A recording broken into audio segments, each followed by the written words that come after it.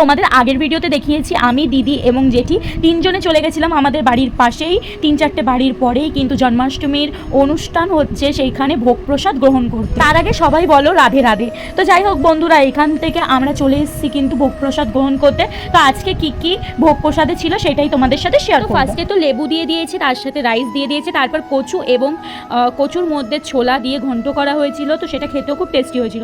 তারপর দিয়ে দিল কিন্তু ডাল। আর এখানে দেখো আমার দিদি কিন্তু বসে বসে খাচ্ছে আর আমার কিন্তু ভিডিও করছিল।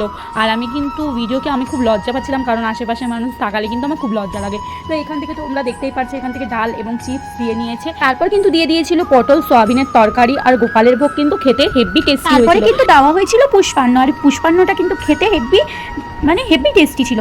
তারপরে তার সাথে দিয়ে দিয়েছিল হলো পনিরের তরকারি। আর পনিরের তরকারিটাও ভোগ হিসেবে কিন্তু খুবই ভালো করেছিল, এতজনের রান্না, 4টেখানি কথা না। তারপরে করেছিল চাটনি, আর এই যে চাটনির সাথে দিয়ে দিয়েছিল পাঁপড় এবং করেছিল পায়েস, আর শেষে দিয়ে দিয়েছিল হলো ছানার জিলেপি। তো যাই হোক বন্ধুরা, ভিডিওটা ভালো লাগলে লাইক কমেন্ট শেয়ার করে দিও, আর সবাই একসাথে বলো রাধে রাধে।